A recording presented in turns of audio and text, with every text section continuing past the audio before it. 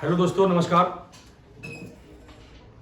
आज मैं आप लोगों को इतिहास का जो चैप्टर बच रहा था, जिसमें मैंने बताया था आप लोगों को कि बीए फर्स्ट सेमेस्टर का एग्जाम होने वाला है और मार्च महीने में एग्जाम है और बहुत बच्चों के पास बुक भी नहीं है, उन्हें सिलेबस भी पता नहीं है। तो मैंने जैसे कहा था कि अगर आप मेरी वीडियो को शेयर और सब्सक्राइब करेंगे तो मैं आपको जितने भी चीज़ें हैं, जितने भी वीडियोज हैं, जितने ही मेन क्वेश्चन है वो मैं आपको एक्सप्लेन करके बता दूंगा, जिससे कि आपको एग्जाम में दिखते नहीं आएंगे। अगर आप वीडियो को 1 से 2 बार देखेंगे तो शायद हो सकता है कि आप आराम से एग्जाम में आंसर को लिख पाएंगे।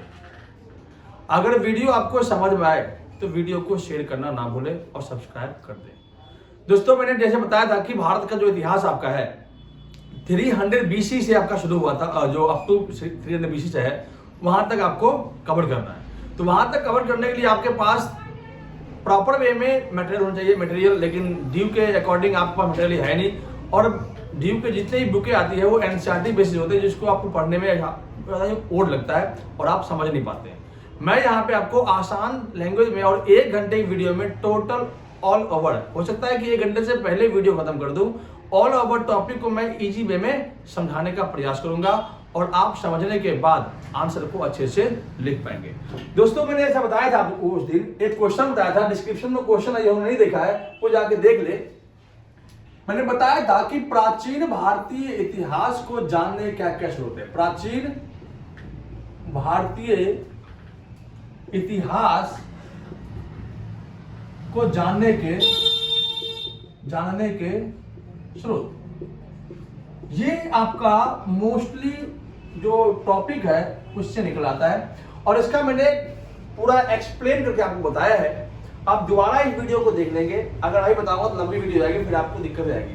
तो ये क्वेश्चन मैं आपको स्किप कर रहा हूं, जिन बच्चों ने नहीं देखा है वो जाकर नेक्स्ट जो पिछला वीडियो है उसमें जाकर देख ले। मैडम दोबारा से एक बार मैं एक्सप्लेन करूंगा और एक टॉपिक को समझाने का प्रयास करूंगा, जिससे कि आप आराम से आंसर लिख पाए।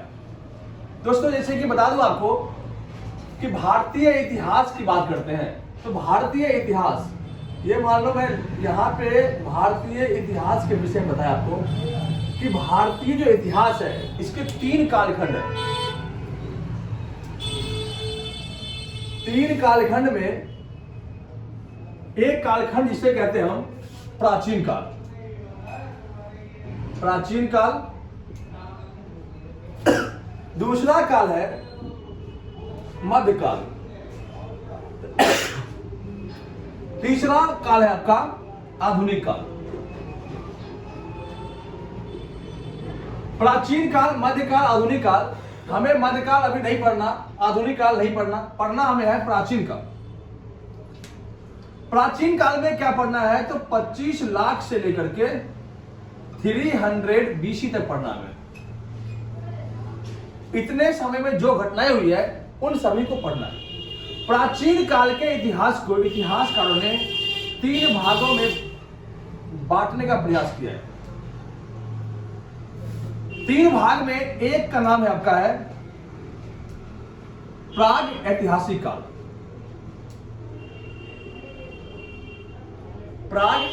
प्राग ऐतिहासिक काल।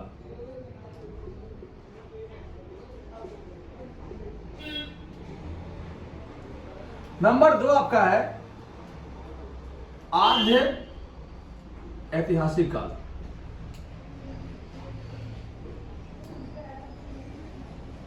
नंबर 3 आपका है ऐतिहासिक काल।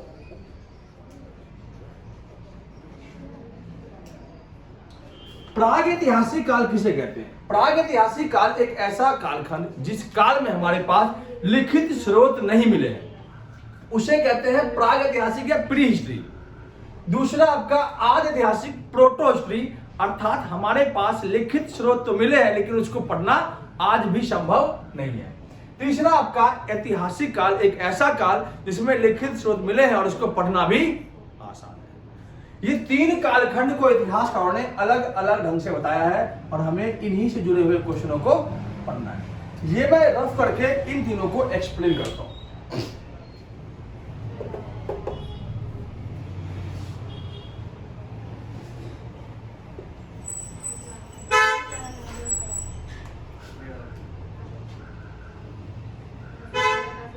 प्राचीन काल। प्राचीन काल की अगर हम बात करते हैं तो मैंने बताया आपको प्राचीन काल के 3 कालखंड है। एक का नाम है आपका प्राग ऐतिहासिक काल, प्राग ऐतिहासिक काल। दूसरा का नाम है आपका आद्य ऐतिहासिक काल। तीसरा का नाम है ऐतिहासिक काल।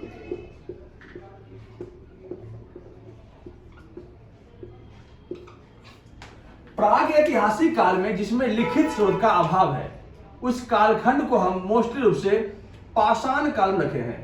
पाषाण काल। पाषाण का अर्थ होता है पत्थर का युग, पत्थर का युग, अर्थात इसे कहता हम स्टोन एज। पाषाण काल को मोस्टली रूप से 3 भागों में बांटा गया है। 3 रूप में इसको बांट दिया गया है। एक पाषाण काल जिसे कहते हैं हम पूरा पाषाण काल, पूरा पाषाण काल, अर्ली स्टोन एज। दूसरा आपका है मध्य पाषाण काल, मध्य पाषाण काल, इसे कहते हैं माइक्रोलिथिक। और तीसरा आपका है नव पाषाण काल, इसे कहते हैं नियोलिथिक एज। ये 3 कालखंड है आपके प्राचीन काल के, पूरा पाषाण काल, मध्य पाषाण काल, नव पाषाण काल, early stone age, mid microlithic और नियोलिथिक एज। पूरा पाषाण काल की बात करते हैं तो पूरा पाषाण काल का जो कालखंड है वो 25 लाख से 12,000 BC तक है। वहीं अगर मध्य पाषाण काल की बात करें तो 12,000 से लगभग 5,000 तक। अगर नव पाषाण की बात करते हैं तो 5,000 से लेकर के 3,000 BC तक का काल है। ठीक, इन तीनों कालखंड का जो है अलग अलग समय रेखा है और इनको हमें देखना होता है। पूरा पाषाण काल सबसे लंबा टाइम पीरियड रहा है क्योंकि इस टाइम पे मनुष्य जो था वो हिमयुग के बाद जो है अपने आप को बदलाव करना शुरू किया। एक बार मैं आपको बता दूं कि आज से लगभग 25 लाख वर्ष पहले देश के अंदर, विश्व के अंदर हिमयुग की शुरुआत हुई। हिमयुग के समय हमने देखा कि पृथ्वी के आधे भाग जो है बर्फ से ढकने के कारण, वातावरण ठंडा होने के कारण उस टाइम की जो जातियां थी ऑस्ट्रेलोपिथेकस, वो समाप्त हो गया। ऑस्ट्रेलोपिथेकस की जगह हमने देखा कि मौसम में थोड़ी गर्माहट आई तो नए नए पेड़ पौधे और नए नए पेड़ पौधे और नए नए आपके मनुष्यों का उद्भव हुआ। उन मनुष्यों में हमने देखा कि होमो आया। होमो जिसे वैज्ञानिकों ने आदमी या मानव का नाम दिया। होमो को 3 आधार में बांट दिया। होमो के 3 भाग थे। एक का नाम होमो हैबिलस, होमो हैबिलस, और एक का नाम होमो इरेक्टस, होमो इरेक्टस, और एक का नाम होमो सैपियंस, होमो सैपियंस। होमो हैबिलस औजार बनाने वाला मानव, होमो इरेक्टस सीधा खड़ा चलने वाला मानव, और होमो सैपियंस अर्थात चिंतनशील मानव थे। यही होमो जो कि 25 लाख वर्ष के बाद आया था पूरा पाषाण काल में, और इनके पास मानो कि कोई किसी प्रकार की नॉलेज नहीं थी। इनके हथियार की बात करते हैं तो इनके हथियार बहुत ही पुराने मिले हैं।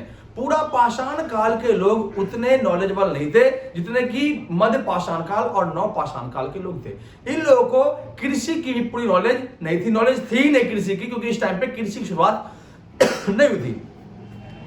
पूरा पाषाण काल के जो आधी अवस्थाएं थी, जो हम कहते हैं ऊपरी पूरा पाषाण काल, उस टाइम के लोग जो थे केवल पेड़ पौधे पर रह करके कच्चे मांस खा करके अपना जीवन यापन किया करते थे।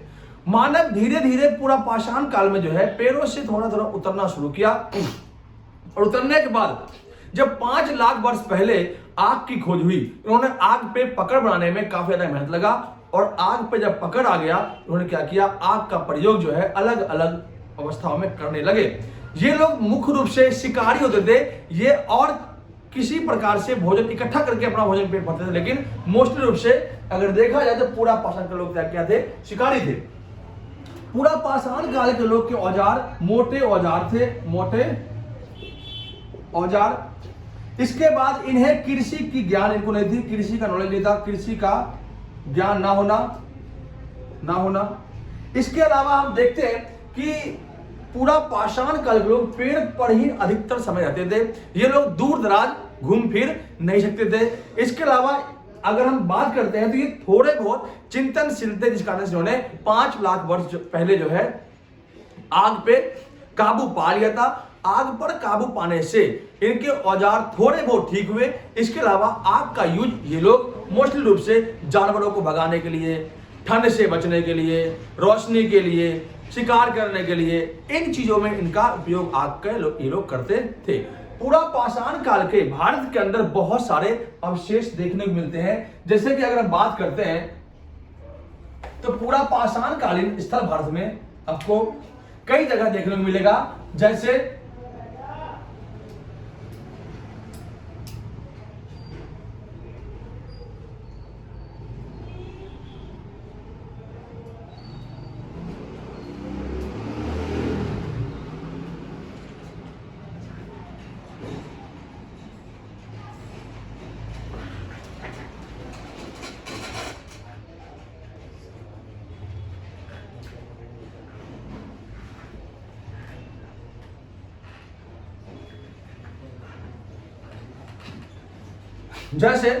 ये आपका मध्य प्रदेश है। मध्य प्रदेश के अंदर एक जगह है हथनोर। हथनोर में पूरा पाषाण काल के सबसे पुराना जीवाश्म मिला है। इसके अलावा बिहार के चिरांद जगह है, वहां पे आपको पूरा पाषाण काल के बर्तन मिले हैं। क्या मिले हैं? बर्तन मिले हैं। ये आपका अतिरमपक्कम आपका जगह है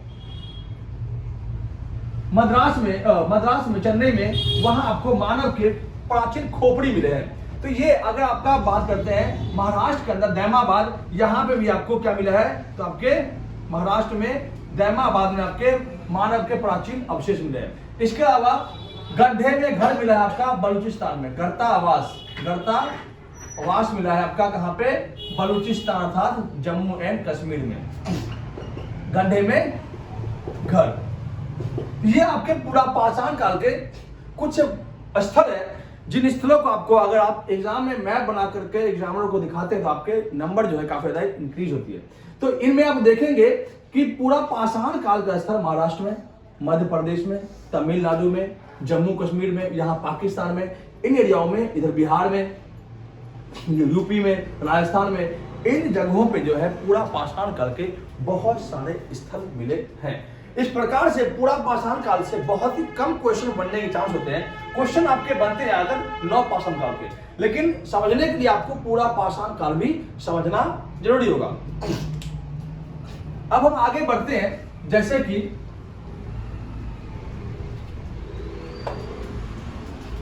मध्य पाषाण काल।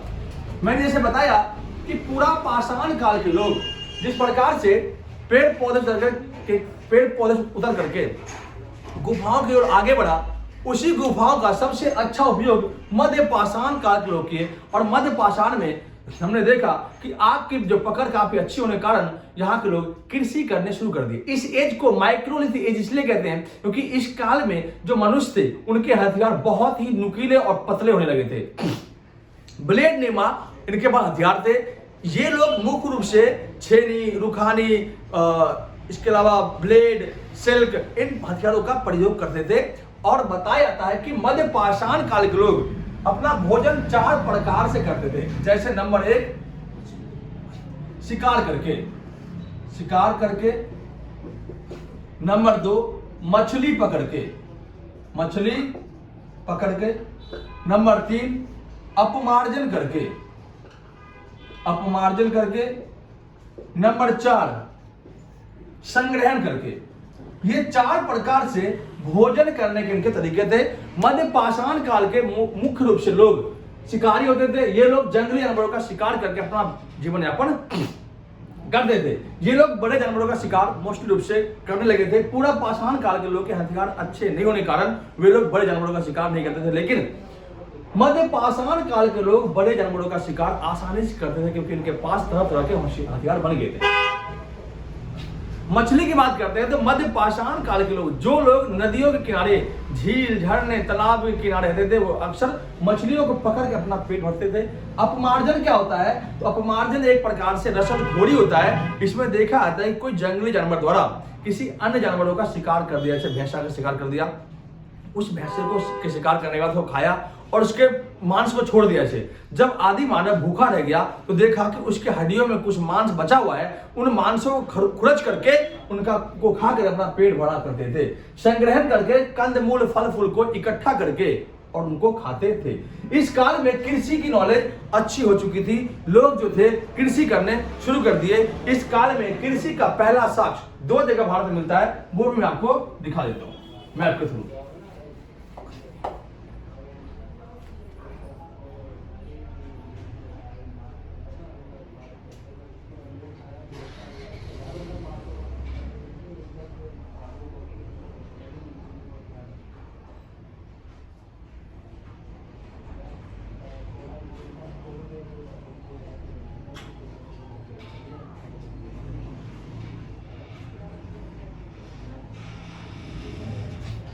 भारत के अंदर 2 तरह के जगह मिले हैं। एक आपका आधुनिक पाकिस्तान का एरिया है बलूचिस्तान, यहां पे जगह है मेहरगढ़। मेहरगढ़ में सबसे पहला कृषि का साक्ष्य मिला है। दूसरा कोल्डी हवा जो आपका यूपी में है, यहां पे आपके चावल के अवशेष मिले हैं। तो अमूमन देखा जाता है कि मध्य पाषाण काल के लोग कृषि में अच्छे प्रकार के अनाज, सबसे पहले इन्होंने गेहूं, फिर पहले जौ, फिर गेहूं, फिर चावल, इनका उगाना शुरू कर दिए। इसके बाद मध्य पाषाण काल के जस्ट बाद आता है आपका नवपाषाण काल। मध्य पाषाण काल के लोग गुफाओं में रह करके चित्र बनाया करते थे। मध्य पाषाण काल के गुफा के चित्र मिला आपका जगह आपका महाराष्ट्र, मध्य प्रदेश के अंदर, मध्य प्रदेश में जगह आपका जो है भीमबेटका में जो गुफा है उसमें बहुत सारे चित्र मिले हैं। और इन चित्रों से पता चलता है कि आदि मानव जो मध्य पाषाण काल के लोग थे, वो जिन जिन जानवरों का शिकार करते थे उन्हीं का वे चित्र बनाया करते थे। तो भीमबेटका गुफा में मध्य प्रदेश के अंदर बड़े पैमाने पर मानव द्वारा चित्र बनाए गए हैं, चित्र शैली मिली है। तो इससे पता चलता है कि भारत के अंदर भी मध्य पाषाण काल के लोग निवास करते थे। इसके बाद आपका आता है नवपाषाण काल। नवपाषाण काल के मुख्य रूप से लोग जो थे स्थायी हो चुके थे। मध्य पाषाण काल के लोग जैसे घुमंतु थे, आज यहाँ रहे कल वहां रहे, लेकिन नवपाषाण काल के लोग इस प्रकार से स्टेबल थे। और स्टेबल होने के साथ साथ ये लोग स्थायी कृषि और एक प्रकार से समाज बनाकर रहना शुरू कर दिए। समाजों में इनकी अलग अलग कैटेगरी बन गई, यहाँ से 2-3 तरह के वर्ग निकल गए। इसके अलावा यहाँ पे लोग प्राकृति देवी देवताओं की पूजा करने भी शुरू कर दी, लेकिन यहां तक भी लोगों के पास मुद्रा या धातु की नॉलेज इनके पास नहीं थी। इसके बाद नवपाषाण काल का जैसे अंत होता है, तो नवपाषाण काल के बाद जो है हमारे पास आता है ताम्रपाषाण काल। ताम्रपाषाण काल एक छोटा सा काल होता है जिसमें सबसे पहले बात करते हैं, इसका कालखंड 3000 से 2500 के बीच होता है। लगभग 500 साल तक इसका समय माना जाता है। और ताम्रपाषाण में मनुष्य जो है सबसे पहले तांबे नामक धातु का उपयोग करके मानव अपने आप को विकसित करने की शुरुआत कर दी। अब ये 4 अवस्था है, पूरा पाषाण, मध्य पाषाण, नवपाषाण, ताम्रपाषाण। ये आपके टोटली आपके प्राग ऐतिहासिक काल में इसको रखा गया है। अगला आपका आता है आधे ऐतिहासिक काल। अब आधे ऐतिहासिक काल बहुत ही इजी है, जिन बच्चों ने 12th क्लास में इसकी पढ़ी होगी उनके लिए चीजें आसान है। अब मैं बताता हूं इसमें पढ़ना क्या क्या है आपको। आज ऐतिहासिक काल का कालखंड अगर हम देखते हैं तो सिंपली भाषा में हम देखते हैं कि आज ऐतिहासिक काल में हम हड़प्पा को पढ़ते हैं। हड़प्पा की सभ्यता, हड़प्पा सभ्यता के कालखंड कार्बन 14 C14 के तहत 2350 से 1750 के बीच रखा गया है। हड़प्पा की खोज सबसे पहले 1826 में चार्ल्स मैसन ने जानकारी दी। सबसे पहले जानकारी चार्ल्स मैसन निधि थी, मैसन। इसके बाद 1850 में कनिंघम के भाई बटरवन बंधु निधि। इसके बाद कनिंघम ने इसको अनदेखा कर दिया। 1921 में जॉन मार्शल के नेतृत्व में दयाराम सहनी ने हड़प्पा की खोज की, हड़प्पा की जानकारी दी और बताया कि हड़प्पा आज की नहीं लगभग 5000 पुरानी सभ्यता है। हड़प्पा सभ्यता धीरे धीरे विकसित होना शुरू हो गया और हड़प्पा के अपने अलग अलग अवस्थाएं बता करके उनके अलग अलग जानकारी दी है। अब मैं थोड़ा आपको एक बार मैप में दिखा दूं कि हड़प्पा का मोस्टली रूप से साइट कहां पे है।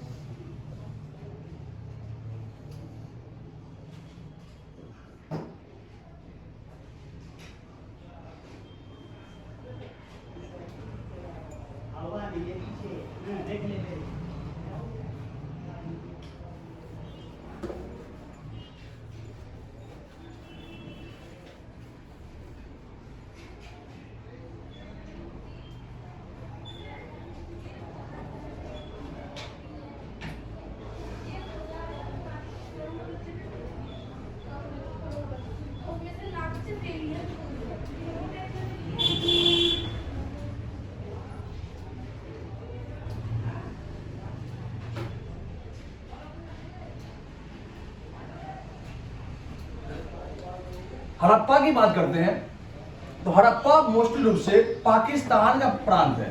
हड़प्पा यहां पे है, ठीक। हड़प्पा सभ्यता की खोज 1921 में दयाराम सहनी ने की थी। हड़प्पा के अलावा मोहनजोदड़ो भी यहीं पे है, पाकिस्तान में।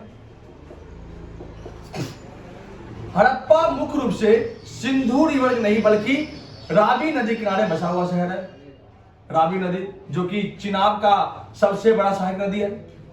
हड़प्पा के अलावा आपका भारत के अंदर कैसे राज्य है, जैसे कि हरियाणा में राजगढ़ी, बनावली, इसके अलावा भगवानपुर, पंजाब के अंदर रोपड़ है, इसके अलावा गुजरात के अंदर धोलावीरा, नागेश्वर, सुतकोटदा, इसके अलावा लोथल, ये सब अलग अलग प्रकार के नगर गुजरात के अंदर मिले हैं। राजस्थान के अंदर एक ही जगह है कालीबंगा। इसके अलावा पाकिस्तान में चौहंद्रो, बालाकोट, सुतकागेंडोर, मोहनजोदड़ो, हड़प्पा, ये सब प्रमुख नगर जो है हड़प्पा के मिले हैं। हड़प्पा सभ्यता की अपनी एक खास विशेषता रही है, उससे क्वेश्चन कई बार एग्जाम पूछा आता है। तो हड़प्पा की विशेषता में आपको कुछ नहीं करना, यहां मैं आपको पॉइंट देता हूं, जैसे कि हड़प्पा एक नगरीय सभ्यता थी, नगरीय सभ्यता। नंबर 2 आपका आता है आर्थिक जीवन, काफी बेहतरीन आर्थिक जीवन था इनका। थर्ड आपका सामाजिक जीवन। फोर्थ आपका धार्मिक जीवन।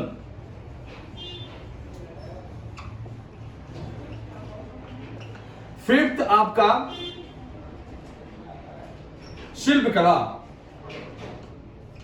ये हड़प्पा सभ्यता की एक विशेषता है। अगर नगर की बात करें तो हड़प्पा सभ्यता मोस्टली रूप से नगरीय सभ्यता थी। यहाँ पे ऊंचे और नीचे 2 प्रकार के दुर्ग मिले हैं। उन दुर्गों में नगरों की बनावट अलग अलग ढंग से की गई थी। अपर जो दुर्ग था उसे टाउन कहा गया है, उस टाउन की बनावट पक्की ईंटों से की गई थी, जबकि निचले दुर्ग का निर्माण है वो कच्ची ईंटों से किया गया था। नालियों का सिस्टमैटिक रूप से निर्माण किया गया था। साफ सफाई का पूरा प्रबंध था। गलियों की चौड़ाई और सड़कों की चौड़ाई काफी अच्छी थी। इसके अलावा हमने देखा है कि सड़कों की लंबाई और चौड़ाई काफी अच्छी और संपूर्ण प्रकार की दिखाई गई है। एकदम ग्रिड पैटर्न के अकॉर्डिंग बना करके नगर को विकसित किया गया। अमूमन देखा गया कि नगर के अंदर जितने भी घर मिले हैं अपर टाउन में, मोहनजोदड़ो हो गया, चौहंद्रो हो गया, यहाँ पे आपको जैसे भी बात करते हैं, चौहंद्रो एक औद्योगिक नगर था, जबकि लोथल एक बंदरगाह था। और वहीं अगर मोहनजोदड़ो की बात करते हैं डेवलप शहर में से एक था, टाउन कहते हैं। मोहनजोदड़ो के अंदर बड़े पैमाने पर अन्नागार, स्नानागृह, सभा भवन, ये सब बड़े पैमाने पर मिले। आर्थिक जीवन इनका मेनली रूप से आर्थिक आधार कृषि था।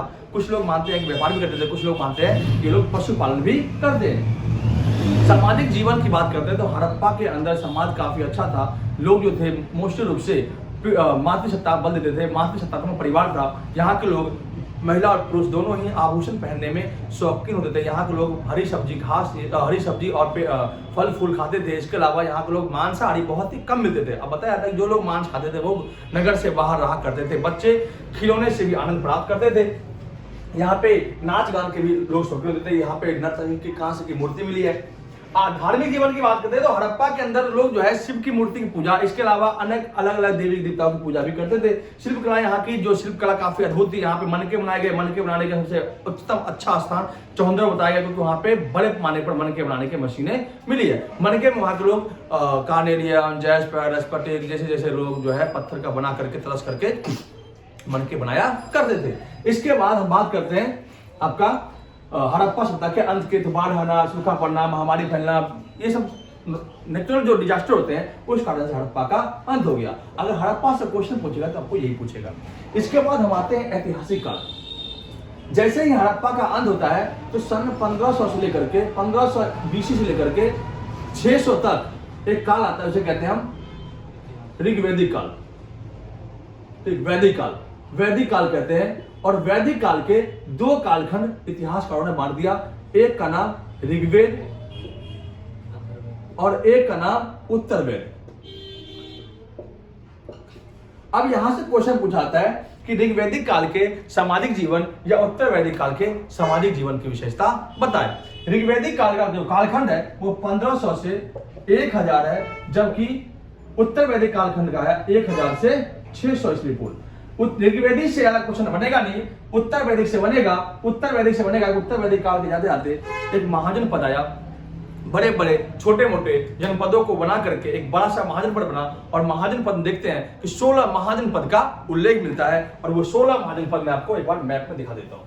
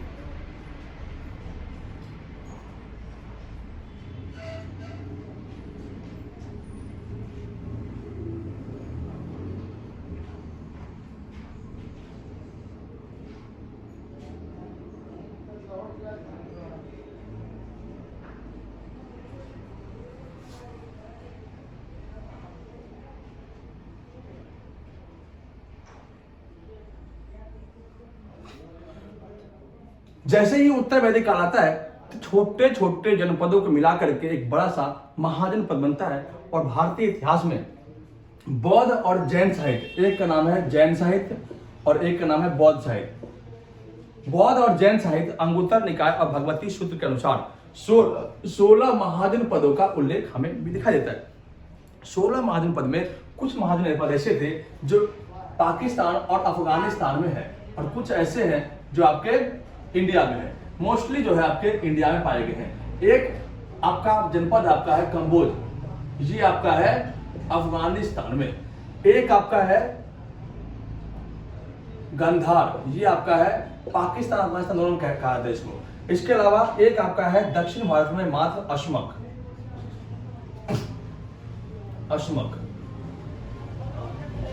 एक आपका है मध्य प्रदेश में अवंती। एक आपका है राजस्थान में मत्स्य। एक आपका हरियाणा में कुरु। और 3 आपका है बिहार में। बिहार में 3 है, एक का नाम भज्जी, एक का नाम अंग और एक का नाम मगध।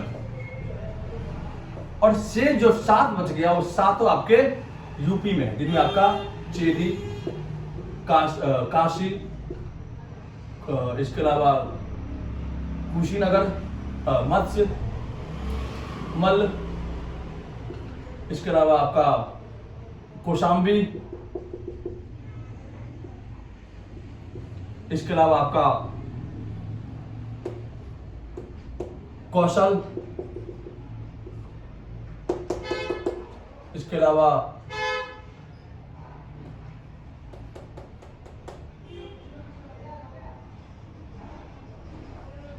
वत्स, ये आपके यूपी में है। 7 महाजनपद यूपी में, 3 महाजनपद बिहार में, इसके अलावा एक आपके मध्य प्रदेश में, एक आपका आंध्र प्रदेश में, एक आपका पाकिस्तान, एक आपका अफगानिस्तान, एक आपका राजस्थान। इन सभी में सबसे शक्तिशाली हुआ मगध। मगध के अंदर टोटली 6 वंशों ने राज किया। 6 वंश में 6 का नाम है, याद रखना, हसीन, मशुक, हसीन, मशुक, शाह। हसीन, मशुक, शाह। ह से हरियक वंश, शी से शिशुनाग वंश, नाग वंश, न से नंद वंश, म से मौर्य वंश, सु से शुंग वंश, क से कनौ वंश, शा से सातवाहन वंश। ये मगध के ही 7 वंश है। मगध एक शक्तिशाली जनपद था क्योंकि मगध की अर्थव्यवस्था काफी अच्छी थी, मगध की सैनिक व्यवस्था काफी अच्छी थी। मगध की अर्थव्यवस्था अच्छी इसलिए थी क्योंकि इसके अधिकांश भाग गंगा नदी के किनारे बसा हुआ था और अधिकांश भाग छोटा नागपुर के पठारी एरिया में था, जिस कारण से यहाँ से लोहे के बड़े मात्रा में अवशेष मिले, खनिज मिले। इसके अलावा उड़ीसा के जंगलों से इनको हाथी मिल गया। इस प्रकार से हम देखते हैं कि इनकी अर्थव्यवस्था काफी अच्छी थी, दूर दराज से लोग व्यापार कर रहे थे, तो अर्थव्यवस्था ऑलमोस्ट काफी स्ट्रांग हो चुकी थी। इसके बाद दूसरी बात करते हैं, राजनीतिक व्यवस्था की बात करते हैं। तो इसमें राजा काफी खतरनाक हुए। बिंबिसार, अजातशत्रु, अशोक, चंद्रगुप्त मौर्य, महापद्मनद, बहुत ही खतरनाक शासकों में से एक। इसके बाद अगर हम बात करते हैं इसकी सैनिक व्यवस्था की, तो मगध की सेना काफी ज्यादा ही अवध थी। मगध की सेना में बिंबिसार ने सबसे पहले स्थायी सेना रखनी शुरू कर दी। इसके अलावा इनके सैनिक में हाथी सैनिक, घुड़सवार सैनिक, पैदल सिपाही। ऑलमोस्ट देखते हैं कि मगध एक बहुत शक्तिशाली जनपदों में से निकल के आया था। मगध अपने आप में एक विशेष स्थान रखता है और मगधों की जो है ये विशेषता जो है एक प्रकार से पूरे भारत को जीतने का मौका देता है। मगध में आया मौर्य साम्राज्य और मौर्य साम्राज्य अपने मगधों को और उत्कृष्ट तक पहुंचाने में काफी अहम योगदान रखता है। मगध में जो मौर्य साम्राज्य है, मौर्य साम्राज्य के संस्थापक चंद्रगुप्त मौर्य थे और चंद्रगुप्त मौर्य के टाइम के बाद बिंदुसार आता है और बिंदुसार के बाद आपका आता है क्या नाम है, अशोक। अशोक जो है बिंदुसार का पुत्र होता है और अशोक जो है अपने शासन के 8 वर्ष के बाद कलिंग वॉर करता है और कलिंग वॉर के बाद जो है उसने पूरी तरह से युद्ध को छोड़ करके धर्म नीति को अपनाता है और बौद्ध धर्म अपना करके आगे बढ़ता है। इस प्रकार से मौर्य के जो है काफी ज्यादा ही साम्राज्य फैलता है, लेकिन अंत में जो है शुंग वंश आ जाता है। शुंग वंश के बाद जो है धीरे धीरे मौर्यों का अंत होना शुरू होता है क्योंकि बाहरी अटैक होना शुरू हो जाता है।